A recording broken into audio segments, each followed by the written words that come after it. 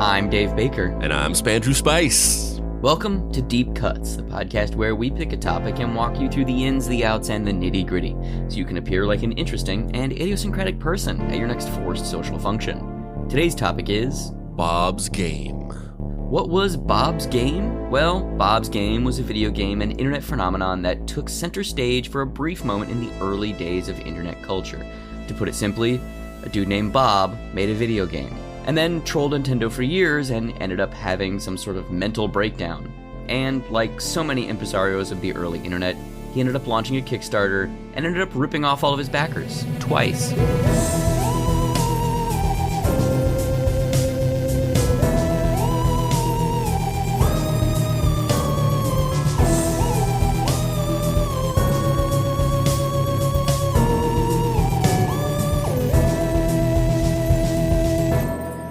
Act 1. How to make friends and win in business, the Bob way. In some ways, every artist views themselves as a renegade prophet, someone who has a vision of the future that could be, and works tirelessly for years to bring it into fruition. Every artist has grand ideas of what they'll do in their professional life, what mountains they'll climb, and most don't succeed. But those who do, they have a specific dedication to their chosen craft, a willingness to forego pleasure now for the existential reward of seeing their work out in the world, undiluted. Sometimes the vision of one's work is so clear that it can drive you insane when the real world doesn't match up with the future that you can see so clearly. And that's the story that we're going to be diving into today, Bob's Game. The story of an artist who had a pristine idea, untarnished by the reality of any industry, individual, or message board. Bob's Game, the greatest video game ever made, created by one person that literally no one else had ever played. Robert Bob Poloni is the character at the center of this story. A diehard video game fan, he had an idea to create a video game so good that he would get it published by Nintendo. This game had multiple names over the course of its creation: Zeldrug, Button Mash, and eventually simply Bob's Game.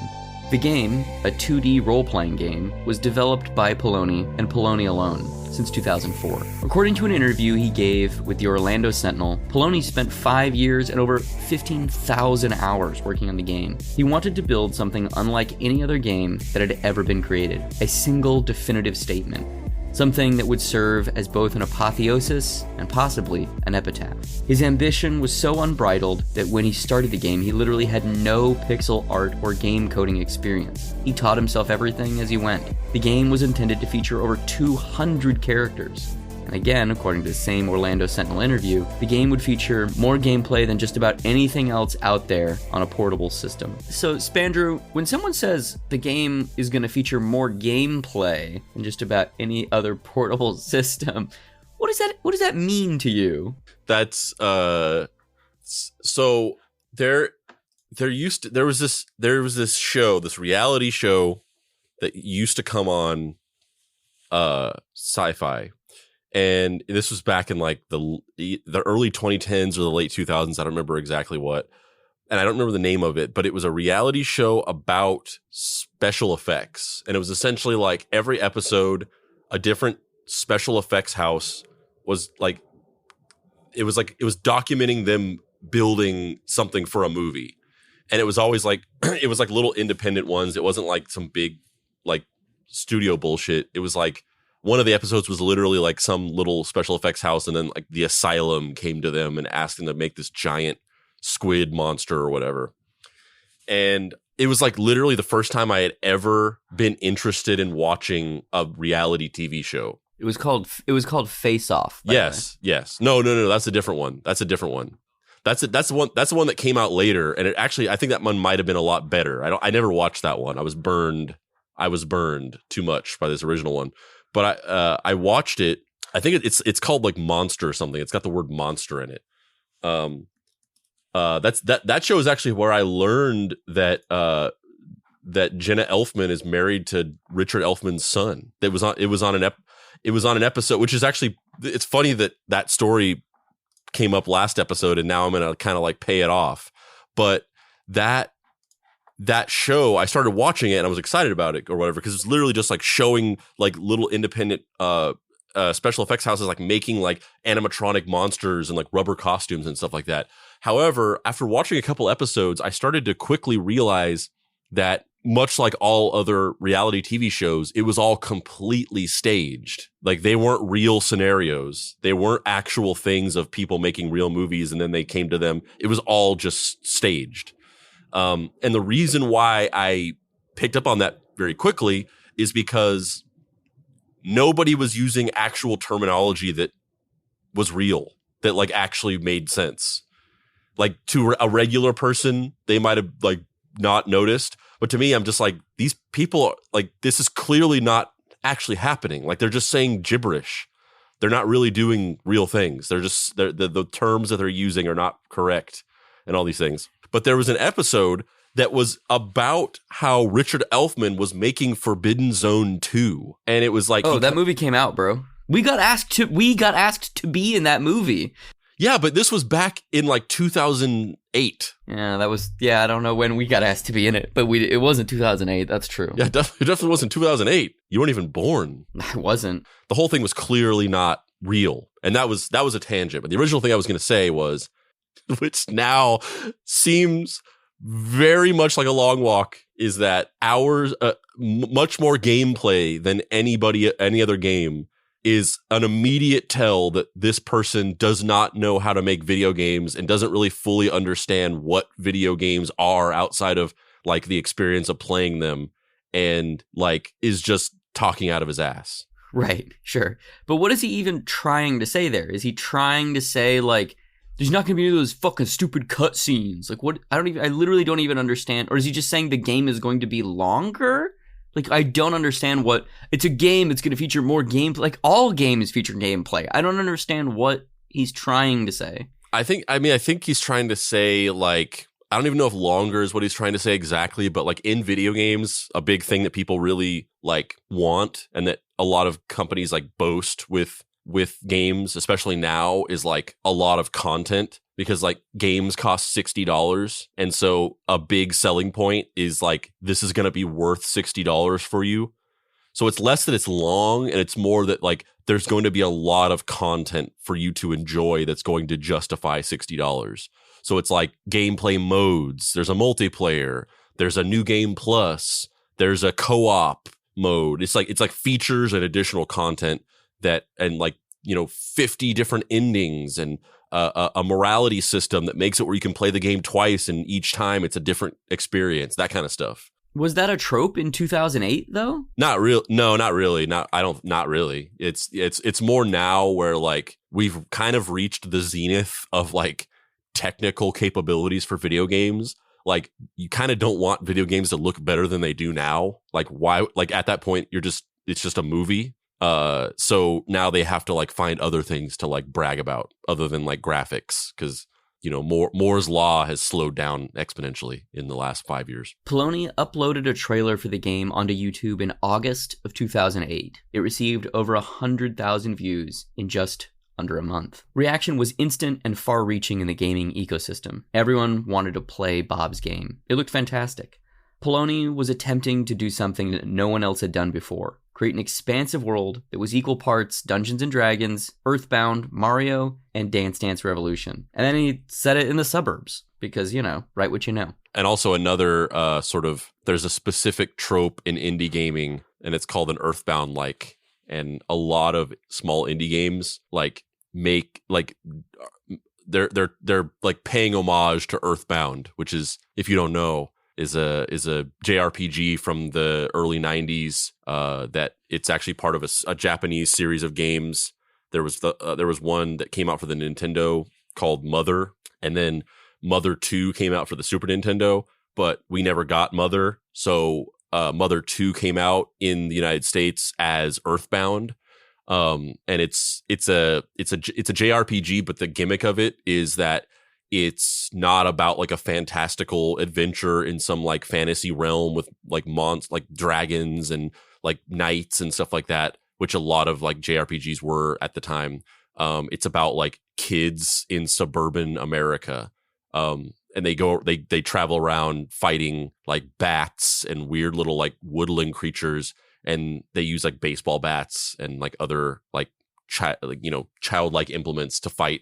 And it was like a game that like absolutely tanked when it came out. It did not do well. They did this whole marketing campaign where they put these ads in all the video game magazines that were like, Earthbound stinks. And then it was like a scratch and sniff thing. When you scratched it, it smelled like farts or something. And it just did not do well. It just, the game didn't sell, but it became a huge cult classic. It's one of my favorite games. I've played through it like 4 times. I used to have the cart of it. I don't know what happened to that. And now you can get the cart on eBay for like $400. Ness from Super Mario Brothers is Super Smash Brothers. Yeah. Super Smash Brothers. Sorry, I misspoke. Yeah. Ness and Lucas from the Super Smash Brothers games. That's where they're from. And the game became such a cult classic that a lot of indie games like pay homage to it. So this is another one where he was clearly, his intention was to make an Earthbound like.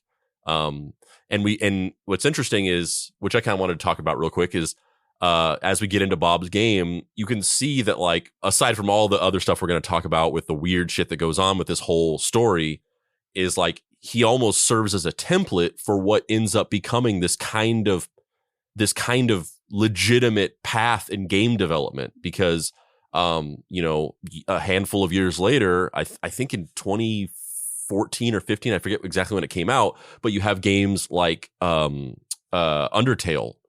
And Undertale is a game that's has the exact same sort of trajectory. It's an Earthbound like, and it's solo developed by one guy named Toby Fox. He makes the whole game. He does all the music. He gets some help with like sprite animation and stuff like that. But ultimately, he made the game by himself.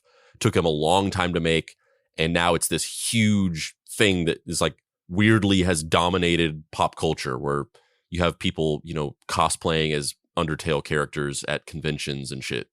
And there's like 3 trillion terabytes of Undertale porn fan art on the internet. It's interesting how this sort of serves as a template for that, because this ends up becoming like a thing that a lot of people do. There's a lot of solo developed games that have been made where it's like it's almost like a selling point now. It's become a PR stunt in a way. And you have a lot of games like Katana Zero and Cave Story, which is mentioned in this. And there's a new game that's in development that's on its way to be coming out called Athenian Rhapsody, which is another solo devved Earthbound like. And it's a selling point. It's like, this guy spent 7 years making this game by himself. And there's literally like dozens of games that have done this that are very successful. And he was kind of, I think, the first guy to publicly try to do this. And it also, like, saying that a video on YouTube got 100,000 views is like nothing in 2022 views. But in 2008, a video game thing, like it's not a cat video, it got 100,000 views. Damn, that's like, something to pay attention to. Yeah. We live in a whole new world, which we're obviously the two of us are very familiar with, of like the types of shit you have to make to go viral on YouTube or any kind of social media.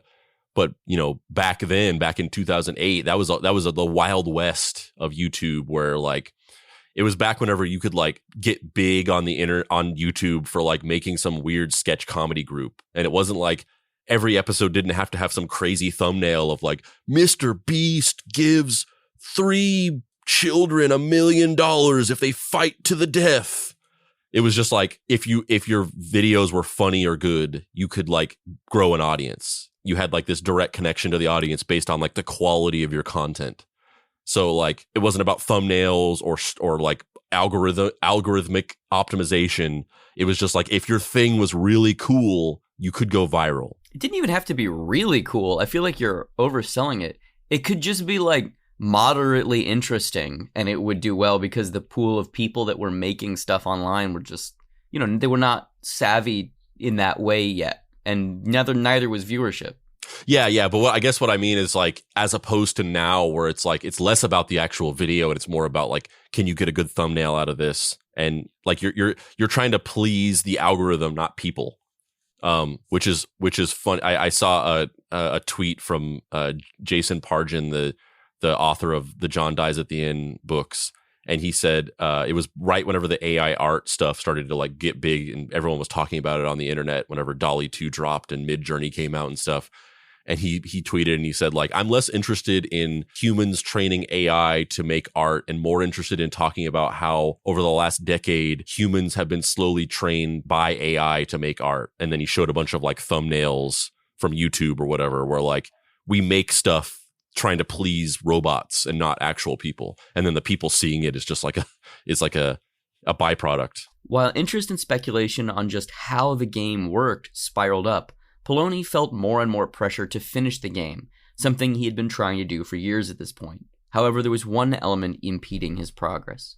He needed an SDK, a software development kit for Nintendo. This was only shared with approved development partners, individuals or companies that had been appointed by Nintendo to be able to see the inner workings of the software and could be trusted to develop games responsibly for it. Poloni told the Sentinel, "You can't get access to the SDK unless you've published a game before," which obviously presented him with a chicken and the egg scenario. All the while, online interest and speculation in Bob's game grew and grew. Yeah, and then if you don't know, it's less and less like this now because there's just more access. Kind of banking off what I said before, a lot of indie developers that are, they have more and more access to technology to develop games, and it's easier and easier. You can get Unity for free and make a game, and if you decide to release it commercially, then you just have to like raise a budget to pay the $10,000 or $100,000 or whatever it costs to have a commercial license for Unity.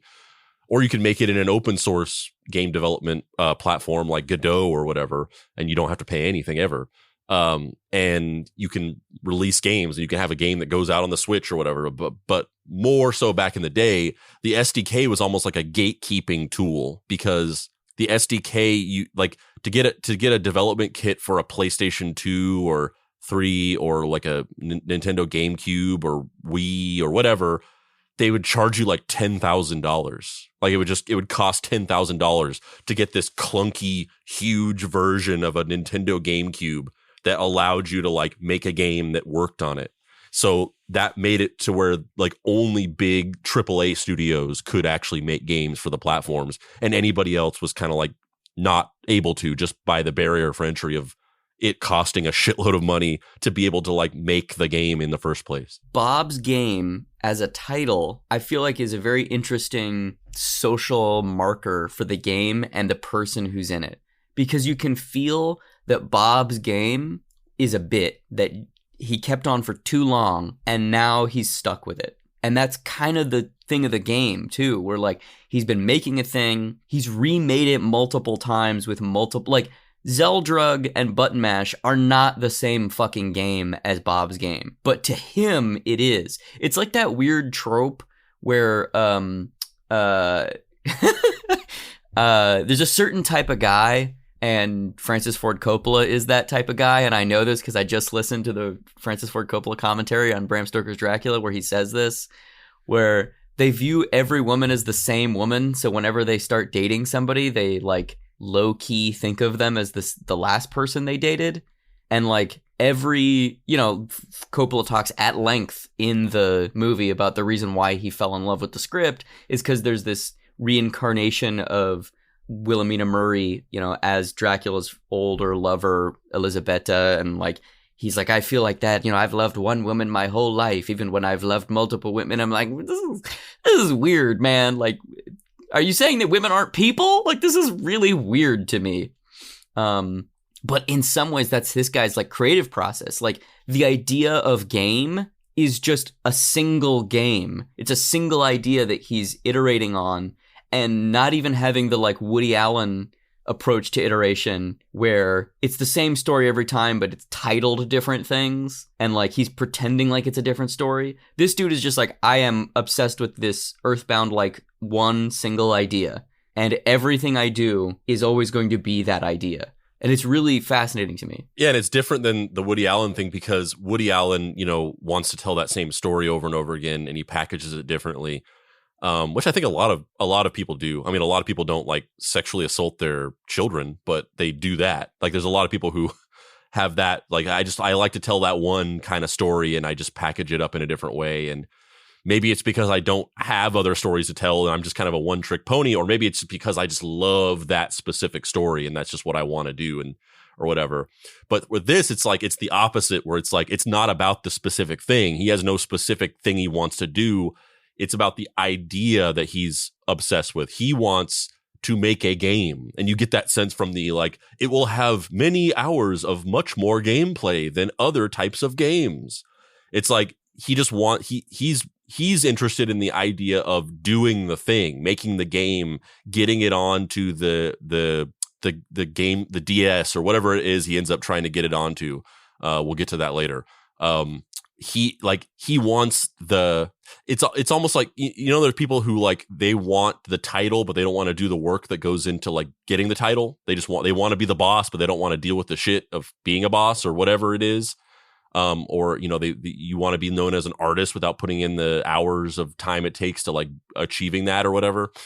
It's kind of like that, except for obviously he's fine with putting in the work. He's not like trying to be lazy about it or cut corners or take shortcuts.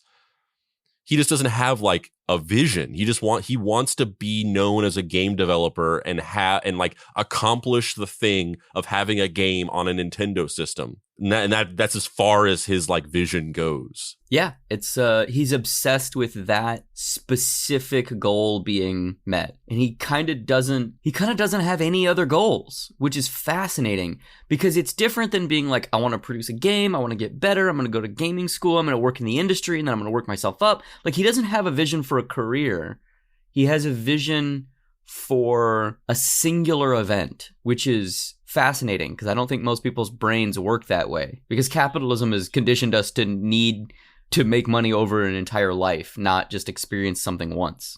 Yeah, and it's also different than I just want to get into the game industry so that I can like get rich or like be successful or famous.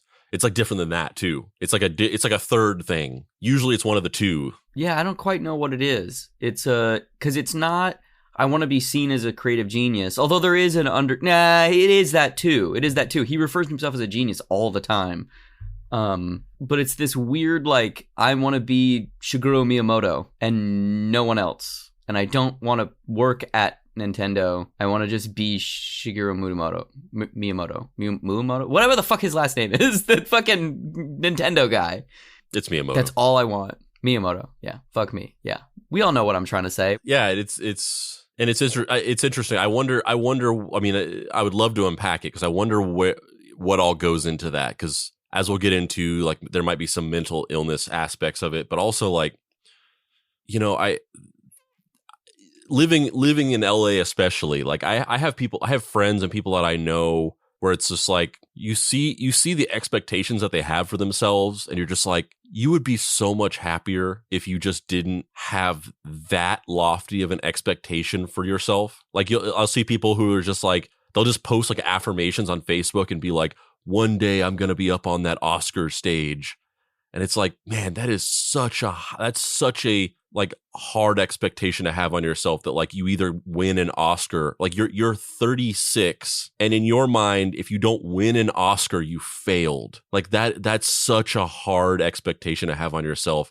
And if you just like step back a bit and just like, I'm not saying like settle, but just like update your expectations to be less impossible. And then, well, especially it's funny too, because like the people who usually say stuff like that, they're like, weird horror movie directors, and you're like, or would be horror movie directors. And it's like, bro, there's been like 2 horror movies that have ever even been nominated. Horror movies don't win Oscars. Like, what are you talking about?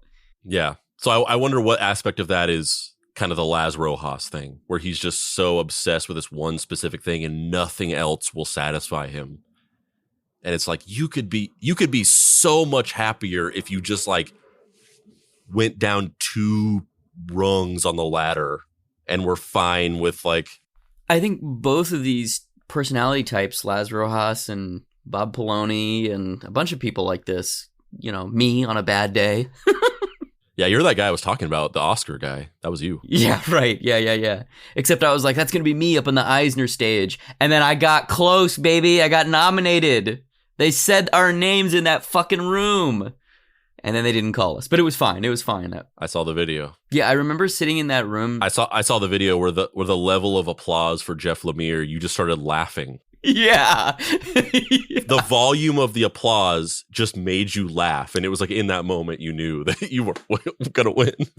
Yeah, totally. We were sitting there and I knew we weren't going to win all weekend, but when we were sitting in the like ballroom and like, you know, ate the shitty Marriott or Hilton buffet or whatever and sitting at this table and it's us and Becky Cloonan and a bunch of other cool people in the room and Neil Gaiman and Jim Lee walk out and they're like talking about whatever they're doing and Frank Miller is there and there's all these like people I've idolized my entire life and I'm like, oh man, I'm literally at the fucking party. Like for a long time, all I wanted was to just be somebody in the scene. Like I just wanted to be somebody in the background of Jack Kirby's 80th birthday, you know? And when we were in that room, I was just like basking in, this is it, baby. I made it to the fucking party. If somebody takes a fucking selfie right now, fucking James Tinian and Scott Snyder over there selfieing, I'm going to be in the back looking like a goober, getting an extra helping of potatoes at this buffet. Which I feel like is such a good approach to like life whenever you want to be successful in anything. Like I said, these people who are just like, one day I'm going to be on that Oscar stage. Like you will never dig yourself out of that hole. Like you're never going to be satisfied with your life whenever that is how you think of your life is like in a deficit of winning an Oscar. But like, you know, I've dealt with frustrations and like disappointment with things or whatever, but I can say confidently that I have far exceeded any expectations I ever had for myself. And I think you could probably say the same thing as well. And like, there's more room to go. But like in my mind, I'm like, I already fucking did it, baby. It's a fucking victory lap at this point. And I hope I go further, but like, I'm not always thinking like, I'm not there yet. It's just such a much healthier way of thinking about things, I think. I think it is to a certain extent. I just think it's hard to accept those things when you've got your nose pressed up against the glass. You know, like the equivalent for me with this was like, I want to have a book published that I own, you know, like I self-published like 10 graphic novels before I was able to find a publisher that would allow me to own my own work. And like since then, I've found multiple publishers and put out more books. And Forest Hills Bootleg Society, available now from Simon & Schuster and greater bookstores everywhere. You know, our new book just came out and it's the biggest release we've had. And, you know, I think there's something to be said of that doesn't happen. You don't wake up one morning and sell a book to Simon & Schuster. And that's what Bob Poloni was trying to do. He wanted to wake up and be in the big leagues. He wanted to wake up and be Michael Jordan. And you don't get there by just saying I'm Michael Jordan repeatedly on a video game message board. You know what I mean? Like you have to put in the work. Yeah, and unfortunately the internet compounds that because it gives you like feedback that makes you think that that's going to happen even more so than otherwise. Because you see those numbers ticking up and stuff and you're just like, "Oh my god, I am going to be Shigeru Miyamoto in 2 days." Yeah, exactly. Because you're like, it's 2008. There's nothing on the internet but fucking cat videos.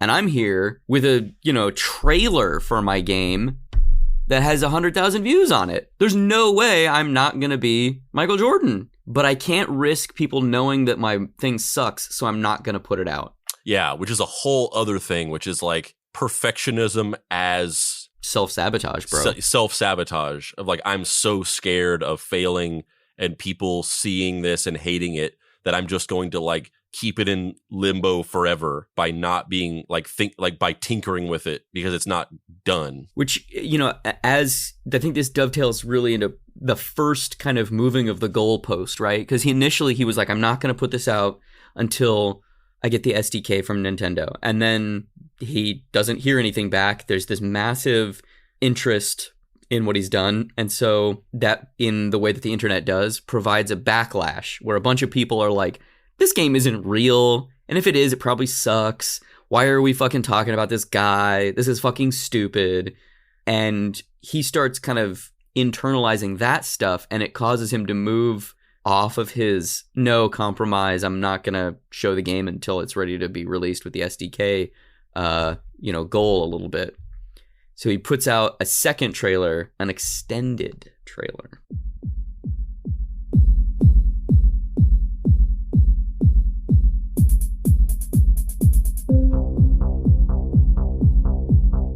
So we're seeing a black screen with a bunch of characters that are named non-specific things, like your neighbor, your neighbor's son, your neighbor's uncle. The goths, the nerds, the jocks. The jocks.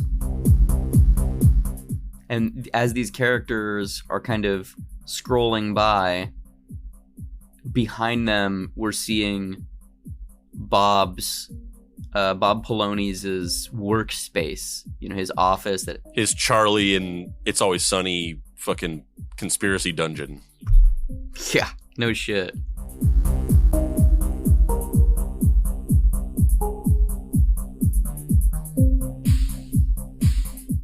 Which, like, this, if he had actually been doing this or pulled this off, like, this isn't a bad concept for like a trailer for something. Like, just this thing is just so full of characters, and they're all like, they're getting increasingly specific. The cranky woman who shoves people out of, you can't even like read it as it's going along. Like that's kind of actually a cool concept of like, this game is just full of life, because that's the issue there could be with a lot of games where it just feels empty. Like, that was the big criticism of Cyberpunk whenever it came out, was just like, it was just not a complete game. They rushed it out, and then like you played the game and there was just nobody in the world. It was dead. It was just an empty world that didn't feel real. Time lapse of him developing the game at his computer, drawing pixel sprites and making tile sets and all this stuff. And it basically, like, if you're unfamiliar, it essentially looks like an RPG Maker game, or a more mainstream description is it looks like a Super Nintendo game, kind of, but it has that very specific RPG Maker look to it, which if you know, you know.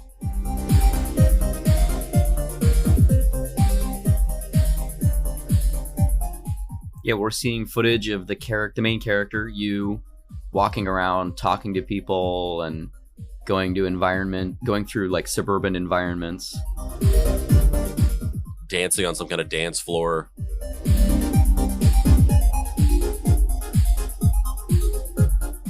Walking in what appears to be an art gallery. Yeah, where the trailer starts to fall apart is like, as it's starting out, it's like it's actually kind of interesting, and you're like, oh man, there's a lot of characters in this, and it seems like it's very, like, there's a bunch of environments and there's a lot of characters. But then where it starts to fall apart is after, we're at 3 minutes, and all we've seen so far is him just walking through rooms, interacting with characters and objects. And it's like, what's the game? Is there a battle system? Is there puzzles to solve? It's just him walking into rooms and talking to people. This is like, mostly just to kind of prove that it's a real game, to prove that there's gameplay. But like you're saying, like, but gameplay of what? It's like Pokemon without the, catching of Pokemon. Like, it's just like wandering around gyms, basically. Which is like, this is not difficult to do. Like, I mean, creating all the character animations and building the environments, that is a very time-consuming thing. But putting together tile sets and then like having a character walk through them, that's not a game. That's a tech demo for a game engine.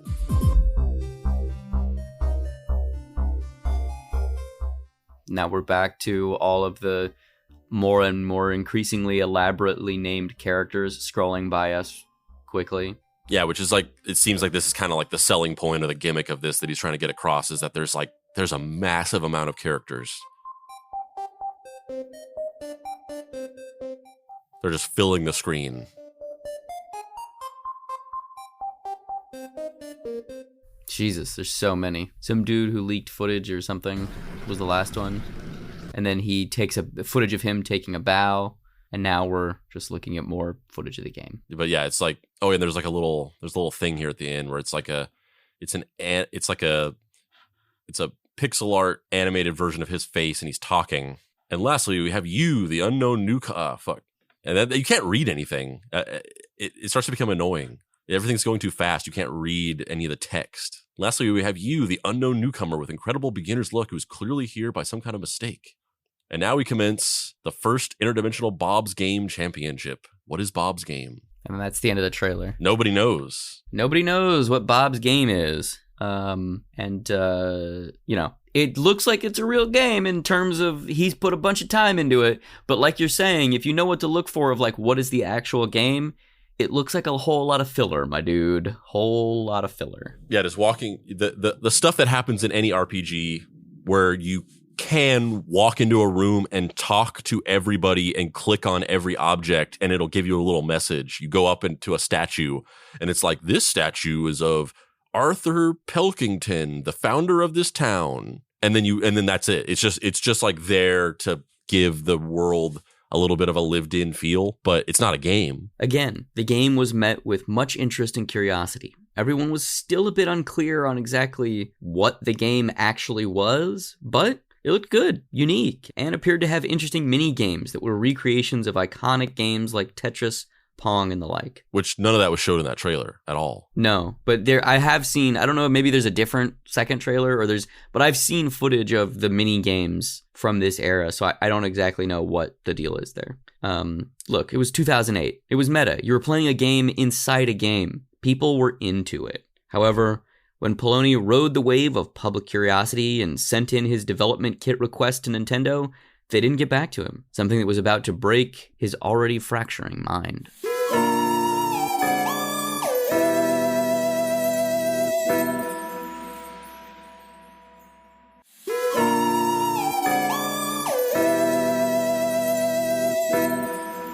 Act 2. The Mahatma Gandhi of video game protests and fake suicides. The estimated time it was intended to take a Nintendo employee to respond to an SDK request was 6 to 8 weeks. However, 16 weeks out, our boy Poloni still hadn't heard anything from them. So what did he do? He launched a sit-in his own apartment, where he wasn't going to leave the house for 100 days. And he would live stream the whole thing to the internet. To be precise, on December 31st, 2008, he issued an open letter to Reggie Fils-Aimé, the president of Nintendo, calling him out by name and telling him that this was all his fault. Over the course of the next month and a half, he would write increasingly alarming and disturbing updates blaming Nintendo for not giving him the SDK, calling them names, and alternatingly screaming at them over email and apologizing, saying the equivalent of, "I'm sorry, baby, I didn't mean it." Round about the 1 month mark, Poloni faked his own death, destroyed his apartment, and lay motionless on webcam stream for hours, prompting fans to call the cops, thinking he was dead. Spoiler alert, he wasn't. And Reggie was just like, if he dies, he dies. Subsequently, he stopped live streaming his protest, but still updated his website, progressively getting more and more unhinged. I'm still dead. Eventually, Nintendo did get back to him with a form letter saying, "Hey man, you're weird. We don't want to Netflix and chill. Thanks though." Which sent him even further off the deep end. He spent months sending letters and updates, screaming into the void, commanding them to give him the SDK so he could finish the greatest game ever made. So, Spandrew, is this a good way to try and forge a corporate partnership? Yeah, definitely not. I mean, there's certainly there's a version of this of just like doing some kind of weird performance-y stunt thing that could potentially work in some scenario. You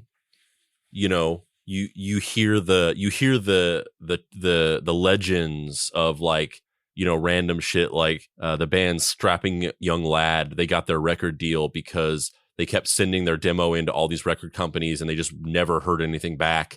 And then Devin Townsend, the main sort of songwriter, singer, guitarist of Strapping Young Lad, he decided to send in a demo to a record label wrapped in his dirty underwear, like white underwear with skid marks on it, and they actually listened to it, and then they got the record deal.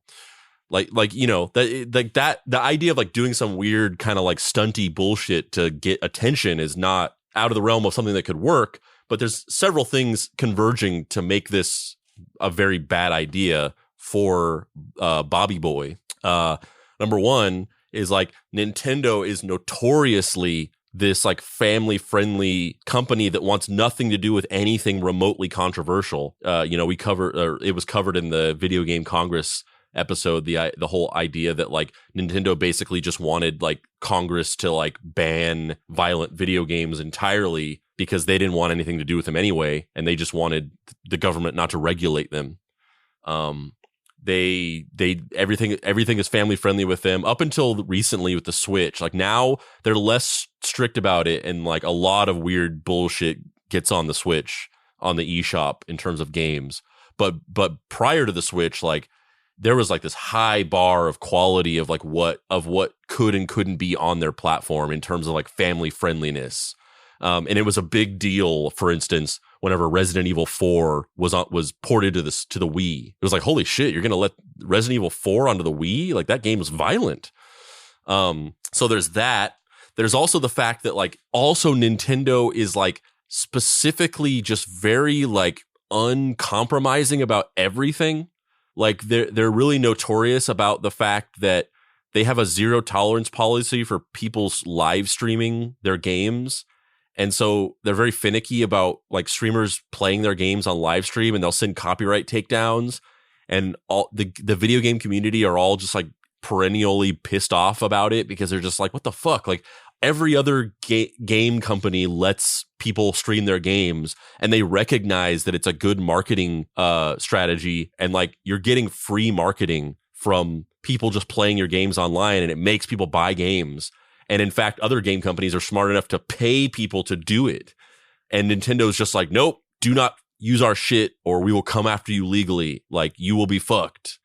And like recently, like there's this story from the last couple of years where a dude who funny enough, his name is so the new president of Nintendo America after Reggie Fils-Aimé, his name is Doug Bowser, which is amazing. Yeah, and then there's a guy who created a ROM website where he hosted a bunch of old Nintendo ROMs, and he got busted for it and arrested, and he's going to prison for hosting Nintendo ROMs, and his last name is Bowser. But Nintendo came after this guy, and they went full force. Like he's going to prison for putting ROMs on the internet. Like they do not give a fuck. They will destroy you. They don't care. So you're working with somebody who's like notoriously wants to be family friendly and squeaky clean at all costs, like relentlessly does not give a fuck and will not listen to like fan outcries, or you do some kind of weird stunt or protest and you have like 100,000 people on the internet being like, let him have an SDK. They don't give like literally if he dies, he dies. Like that's Nintendo's attitude about everything. And also, like, no company wants to be involved with somebody who like fakes their death. Like that's a bridge too far. And also just like constantly sending unhinged, crazy emails and blog posts and calling them cowards. And a recurring theme throughout this whole process is that he keeps saying that they won't give him the SDK because they're jealous that he made Bob's game, which is kind of like, who's jealous, and two, the people work there make Mario. Like, what are you talking about? And also, if they were jealous, they would want it to be on their platform. Yeah. It's not like companies care about like who made the thing. They're not like, oh, we didn't make this in-house. Like if they thought it was the greatest game ever, they would just buy the fucking rights to it, and they'd be like, this is a Nintendo game. That's what they would do. But also they wouldn't do that because they don't feel that way and they're not jealous. And that's insane to say that. Well, as if faking your death wasn't a step too far, our boy Bob is about to turn up for what? Poloni took it one step further and hired actors, 4 Asian people that he found on Craigslist, and went to the Nintendo store in order to gain viral marketing attention and rally the internet to his side. So this is really weird. He hires these 4 actors who all conveniently are Asian, which is very also weird to me. Like, it's not like, I don't know why in his brain that, like, if I just show up with, like, my Asian friends to the Nintendo retail store, none of which of those people are employed by corporate Nintendo of America. They're just like dudes who are the equivalent of people who work at Target. And if I put like fake Bob's Game cartridge boxes on the shelves and paste up Bob's Game posters in the store and like throw business cards on the floor, people are going to be like, yeah, dude. Yeah. There's video of it, and they just kind of get out, and to a certain degree, the video is kind of staged, but like they're just like, we're about to launch the Bob's Game guerrilla marketing strategy. And then they get out and they just like hang some posters on the outside of the store, and then they go in and put the games on the shelf or whatever. And yeah, somewhere knocking around in his mind, he thought like if there was like a couple of Asian people, some people would just be like, oh, like the Asians want this game. Like I don't know what like, I don't know what that is. I don't know. I can tell that there's something in his brain that is like a point, for, but I don't know what it is. Like I don't know. This to me feels like the equivalent of somebody being like, some of my best friends are black. Yeah, but it's like it doesn't even make that much sense. It's very weird. It's very weird. By this point, the internet was collectively like, yeah, I don't know, dude. You're kind of a weirdo. Poloni didn't take this well, so he decided to step back at this point, take a deep breath, and regroup. And here's the most interesting thing he tried to pull. He kayfabed it. In March of 2009, Poloni announced on his website that the protests and other outlandish behavior had been a viral marketing ploy to advertise Bob's Game. According to an email he sent to the press, he had been able to fool the entire internet gaming community and express disappointment that the media did not see through his stunt. Ha! I got you!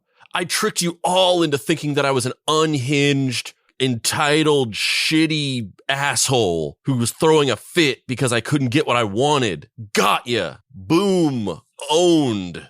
It's so funny because it's like, in some ways he's ahead of the curve, right? Because he's like aware that this kind of like kayfabe post-meta stuff is happening where he's like, all reality is a lie, the internet is fake, we're all playing characters. And he like tries to blame the character that he is as a character as opposed to just who he is as a real person. You guys fell for it. You fell for my little ruse where I pretended to be fucking annoying and like somebody you just wouldn't want to talk to. And you fell for it. Ha ha ha ha ha. I'm actually like a really cool, sexy, big-dicked guy, but you thought I was like a weirdo who faked his suicide on the internet and got really depressed when a video game company wouldn't give him an SDK, but I would never do that! It'd be like somebody coming up to you and being like, you don't even need that eye patch, and then you being like, ha ha, I fooled you. I do need that eye patch, but I fooled you into thinking that I don't need the eye patch because you don't know what's going on. Well, it would be like, and it's funny because I just brought this up the other day to this friend, but one time we were eating at Fred 62, which is a restaurant in Los Feliz in Los Angeles. It's pronounced as Los Feliz. It should be pronounced as Los Feliz. That's how you say it in Spanish, but they call it Los Feliz. There's a restaurant called Fred 62 that's like a weird throwback diner place, and we were in there, and my friend ordered strawberry lemonade, and it said on the menu no refills on this, and we were sitting there. He drank the strawberry lemonade. This bus person or whatever the people are that aren't your waiter but they come up and like get you stuff, walked up and he was like, oh, what did you have? And he was like, oh, strawberry lemonade. And he's like, oh, okay. And he took it and he walked away. He refilled it. He brought it back and he set it down. And then he was like, oh, and just so you know, for next time, we don't give free refills in strawberry lemonade. And he walked away. And my friend was just like, I didn't ask for the refill. He came and asked me for it. And I brought that up the other day to him, and he's like, yeah, I've never been back there since then. And that was back in like 2015. It's like that. Poloni referred to the marketing of the game as an old school marketing style for an old school style game. On March 31st of 2009, he released a playable demo of Bob's Game, which required a flash cartridge and was only playable on a emulator. I don't know what type. Is that a specific type of emulator? I saw it written that way. I have no idea what that means. No $GBA. It's just the name of the emulator. Emulator, an emulator is a piece of software that is developed by a person. So they have names because it's like, if you made a thing, you would give it a name. So There's, a lot of the most famous emulators from back in the day. There was like Nesticle, which was an NES emulator. There was Nestor, that was another one. Bleem was a PlayStation emulator that was very finicky about whether it wanted to work or not. And then like no, I don't know how you say this out loud, but no $GBA. It's just a Game Boy Advance emulator for the PC. In April of that year, Reggie Fils-Aimé was interviewed on MTV.com about why Bob was denied an SDK, and Reggie politely said that Nintendo had evaluated the request and found Bob did not meet their standards for a professional corporate partnership. Poloni went dark. He disappeared into the bowels of his weirdo, green-lit apartment until, in March of 2011, almost 2 years to the day later, Poloni announced that he was going to manufacture and create his own handheld portable console called the ND. It would be sold for $20, and Bob's game would be the first title. Surprise, surprise, in June of 2011, Poloni uploaded a commercial. So, Spandrew, what do you think? You think this guy can manufacture a fucking piece of hardware? You think he can deal with factories and design specs and...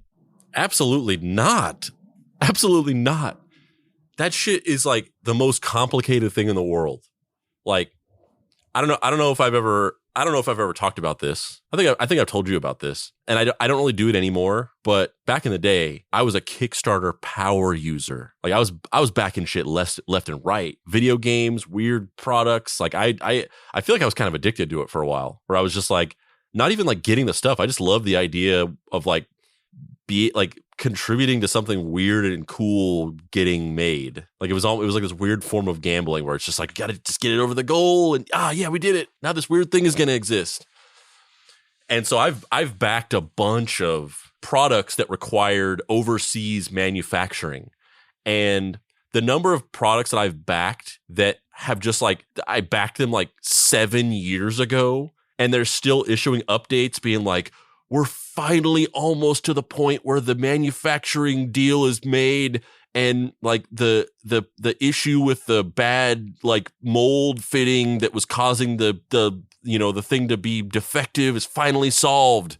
Like it seems like it's the worst and most complicated thing in the world to manufacture a physical product that requires factory work overseas. So no. I don't think he can do it either. But I wonder, maybe he will. Maybe he'll succeed. The idea of producing, like in 2000, this was 2008, producing I think it's a little later than that. I think this is like in 2011. There's a possibility now because of the fact that all of the like you can easily just buy like a Raspberry Pi or an Arduino or something like that. And if you know a little bit about soldering, and there's also like companies that like custom make PCBs for you, so you can just order like a specific PCB that they make, and they can send you it in bulk, and then you just have to like wire it, and like it's in the realm of possibility now that you could make a handheld device and like sell it for like relatively cheap. Like I don't have it here, but I just bought a something from a guy who makes and sells these on Etsy. But it's a homemade 3D printed hitbox. So it's a controller, a game controller, but it's a hitbox style controller. So it's like a fight stick, like the arcade cabinets, and you have the joystick and the buttons, and then they have fight sticks that you can buy that are that, but it's just something that sits on your lap. And now they have hitboxes, which are smaller boxes that have the same types of buttons. And this guy makes these from his house, and he basically just buys these specific PCBs in bulk, and then he 3D prints a case and keys for it. And he sells them for like $70, which is a little bit more expensive than 20. But you could maybe make something like that now. But back in 2011 or whatever, there's no way you could make a handheld gaming device that plays games and sell it for $20. Like, absolutely no way. That's an insane thing to say. Needless to say, this fell flat on its face, and he backed off the idea of manufacturing his own console almost as quickly as he started. Poloni next took to Kickstarter to try and make his dreams come true. Only his initial Kickstarter failed. It only raised $477. But in January of 2014, he tried again, and this time it worked. So we're looking at the Bob's Game Kickstarter page, and this page is basically for raising a bunch of money to make the equivalent of a video game bang bus. It is just, he wants to have ostensibly a solar-powered RV bus that he can finish working on the game in, which to me just seems like a grift. Yeah. I watched a video about van life, and so I want to do van life. The only thing people know me for is Bob's Game, so I'm gonna try and Bob's Game it up. I'll make the game in the van. That'll help me. That makes sense, right? Yeah, exactly. Yeah, at a goal of $10,000, it made $10,409 with 223 backers. Yeah, maybe we can watch a little bit of the video just to get a sense of what he was doing, because it opens with a very Freudian clip. I am Bob, creator of Bob's Game. Bob is tied in a chair and he's reading off cue cards as if he's been kidnapped and held hostage. And now we're seeing gameplay footage from Bob's Game.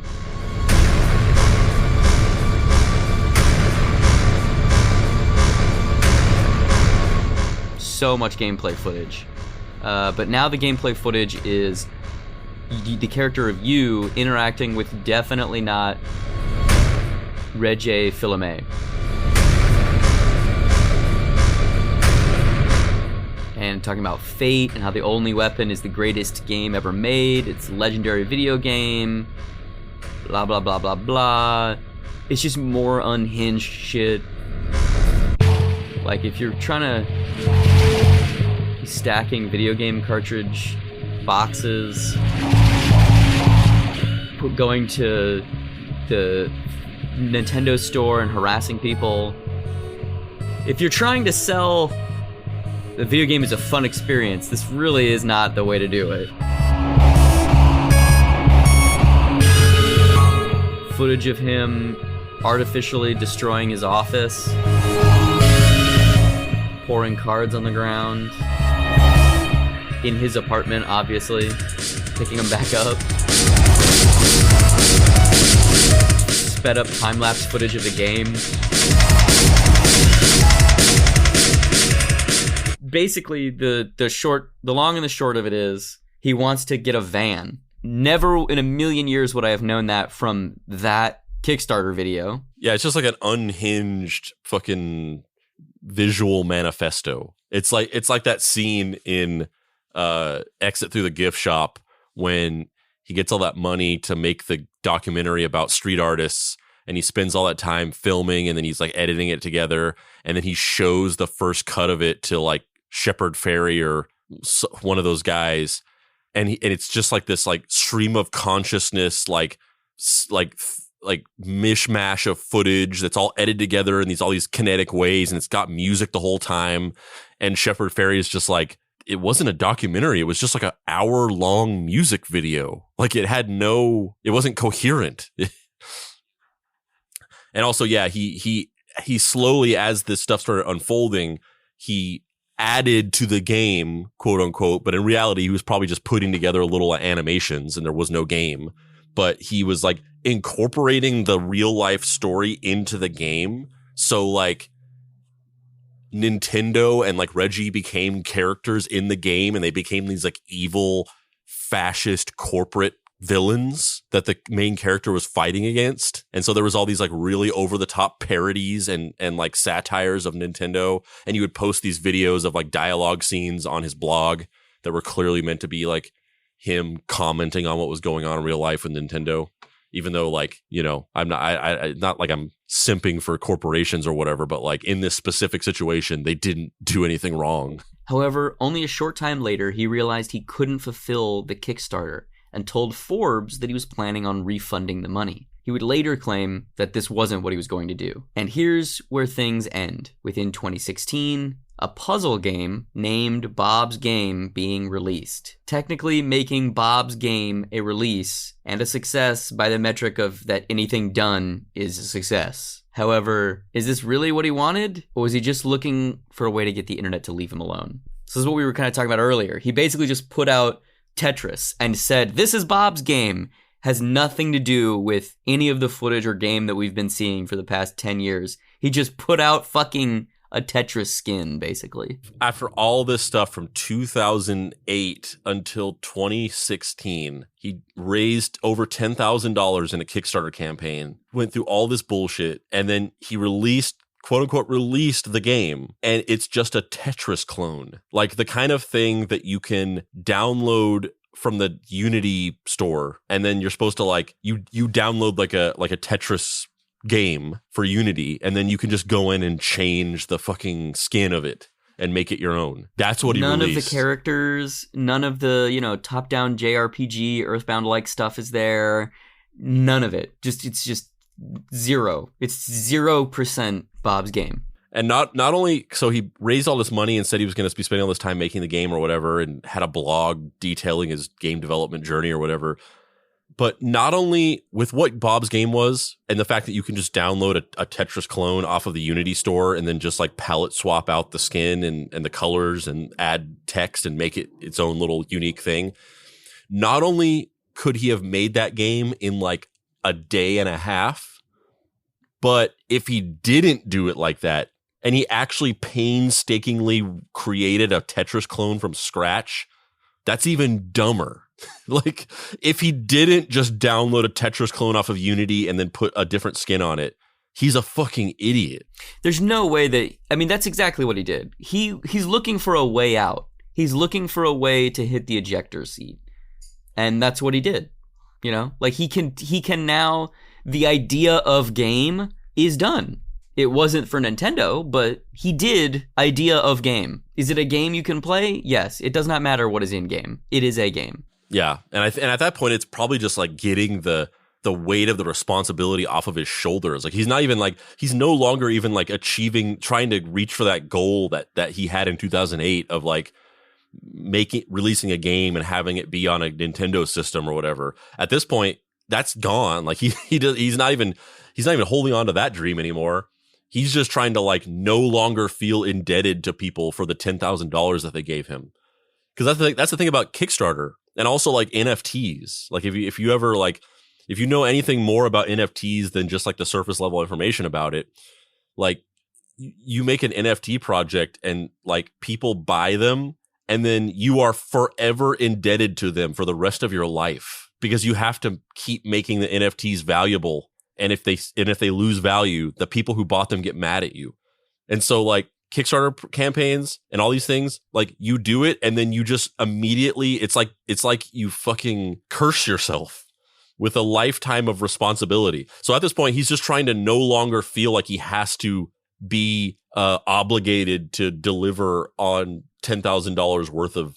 Which we know he didn't make that fucking van. Like, he didn't make that fucking van. That $10,000, that went out the window. As soon as he got that shit in his bank account, he bought cocaine. I guarantee you. Like, no way. No fucking way that he made it that van. He either spent all $10,000 and $10,440 on cocaine, or he spent all $10,440 on waifu body pillows. Like those are the only two options.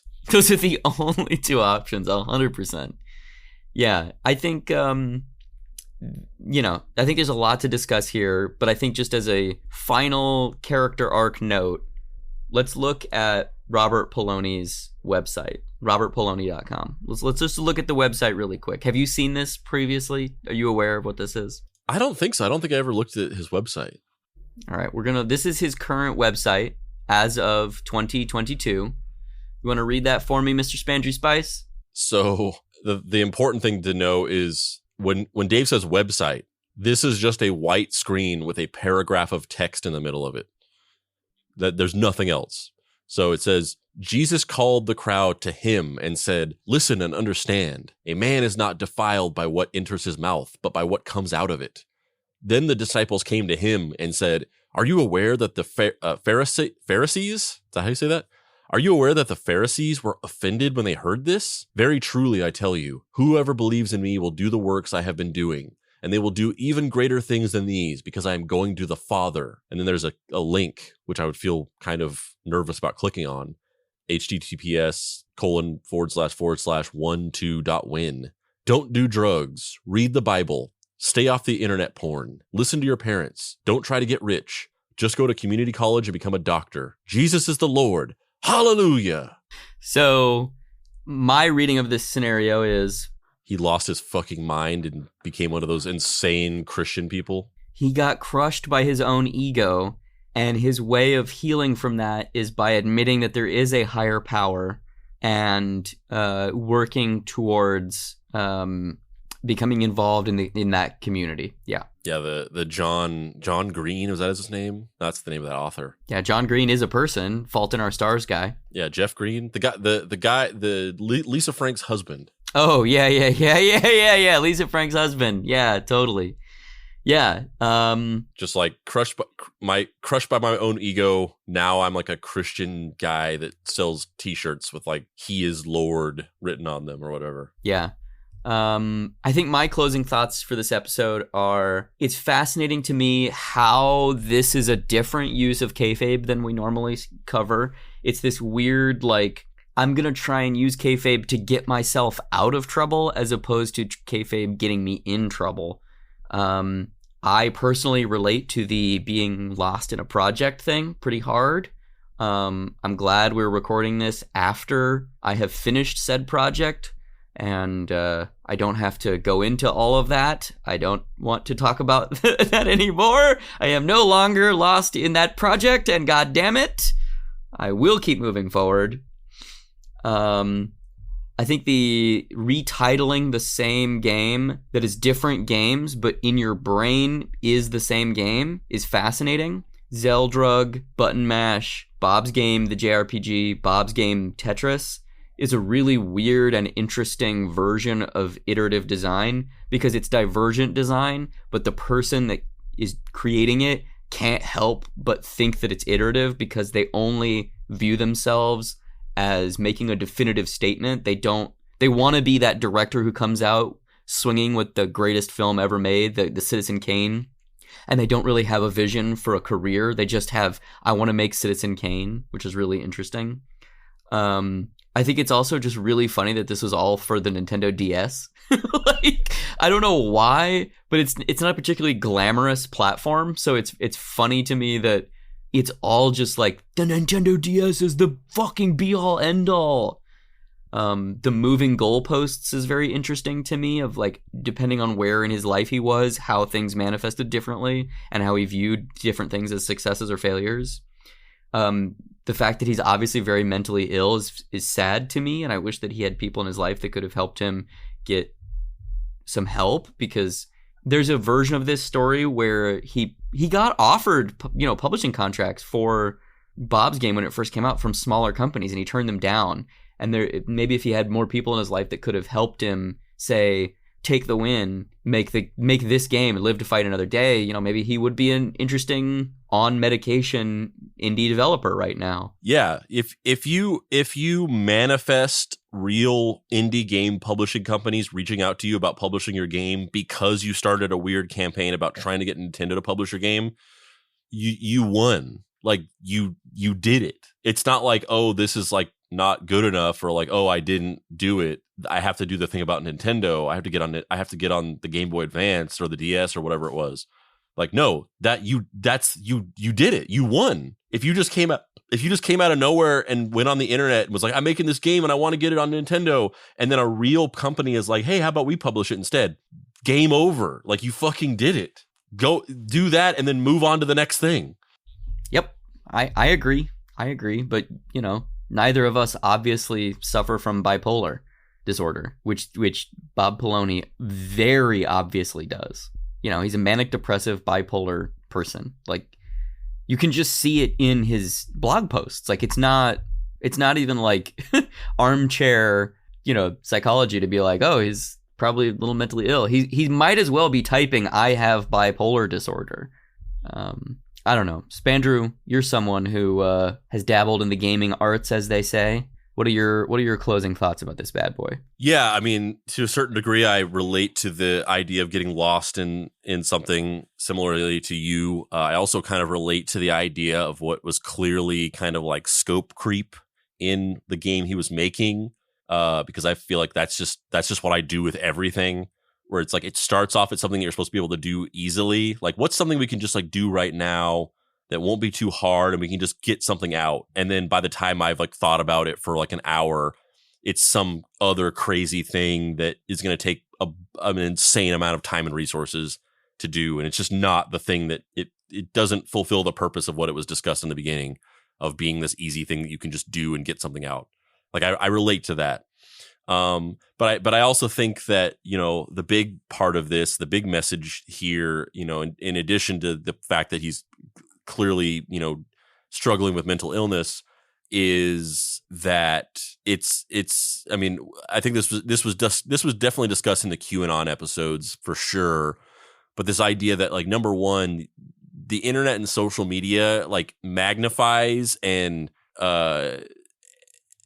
speeds up the effects of mental illness, but also in this specific example, it's this way in which like existing as a young person on social media, particularly and the internet, particularly like kind of like the 2000s era of social media, where you're in these kind of like forums like 4chan and Reddit and things like that, the way it almost kind of like it manufactures this like main character syndrome, where the way the internet works is to hyper connect with you as a person by showing you all these relatable things that appeal specifically to you in a way that you didn't think existed outside of your brain, which in turn makes you feel like you are the most significant person in the world. You're in some inside club because you are unique and nobody else thinks the way that you do. And you are reinforced by the internet that not only is your thinking unique and unlike anybody else, but it's also like the right way to think. And it's reinforced by the way that you have yourself sort of like reflected back at you, because in reality, you're not that unique. And the things that you think, plenty of other people think them. And the internet shows you what you want to see and what you want to hear. So your ego gets sharpened down to this fine point at this very pivotal stage in your life, where like you do not need help with making your ego bigger. And it gives you this impossible sense of self that you cannot possibly live up to. And not only can you not possibly live up to it, but the very same implement that gave you that ego, the internet and social media, will also fucking crush you for it and remind you of how insignificant and shitty and unimportant you are. So it's this fucking battery of like how to build a person up and then destroy them the most efficiently possible. And I think that is exactly what happened here with our friend Bob. Yeah, it's sad to see somebody have that system weaponized against themselves. Because I feel like there could have been some interesting games made, and I think there were. They just maybe weren't whole games, you know. Like I'm not fully convinced that all of Bob's game was as far along as he said it was. Yeah, Toby Fox made a game that was 4 hours long. Undertale takes 4 hours to complete, and it's a simple game. It's a Earthbound style Super Nintendo looking pixel art JRPG style game where you walk around pixelated environments and you solve little simple puzzles, you interact with characters, and you fight monsters. And the big high concept of it is that you can choose to either fight characters or negotiate with them and try to befriend them, and then you get a different ending depending on whether or not you killed a lot of monsters or whether or not you befriended them. And it's a 4 hour game, and it's just very well written, and that's it. And it's like maybe one of the most successful and popular indie games of all time. Like we didn't need 100-hour epic JRPG / Dance Dance Revolution / fucking first-person shooter hybrid puzzle. We didn't need that. We just needed we needed the vision that you were kind of portraying to us and just make that into like a little hour-long game and let people play it. And if they like it, then make another one that's 2 hours and then keep going from there. And when the publisher comes along and says, hey, we want to publish this, say yes. Well, I say yes, and I'm Dave Baker. And I'm Spandrew Spice. This has been Deep Cuts. If you'd like to find me on the internet, you can do so at heydavebaker.com, where you can find my books, Halloween Boy, Forest Hills, Everyone is Tulip, and a bunch of other stuff. You can also find Forest Hills Bootleg Society at bookstores everywhere, published from Simon & Schuster. Took us 5 years to make that bad boy, and pretty proud of it. Spandrew Spice, where can people find you on the internet? You can find me locked deep in my room in the bowels of my house every day at my desk, grinding away at my computer, crafting, building, creating, iterating, growing to the crescendo of releasing the greatest game ever made, Spandrew's Game, coming summer 2023. And you can't find me on social media because I'm not on social media. But if you want to pay your respects to the dear beloved Papa Pricey, you can go to his website, DA Price Writes, where you can get his book, Deadbolt AI Private Eye. You can also follow us on social media. Go to Facebook, just search for Deep Cuts. You can also join our Facebook group, Deep Cuts Podcast Facebook group, where we make memes and talk about the show. You can join our Bitly. You can join our Discord server, bit.ly.com/Deep Cuts Discord, where we talk about the show, make memes, do other things, play games, hang out. You can also follow us on Instagram at Deep Cuts Pod. You can follow us on TikTok at Mystery Treehouse. You can go to our shop, deepcutspod.com, click on the shop. You can go to our website, deepcutspod.com, click on the shop, where you can find t-shirts, hats, and other things with Deep Cuts graphics on them. You can also get our Junior Sleuth Mystery Treehouse shoulder patch at the shop. And you can look out for Spandrew's Game.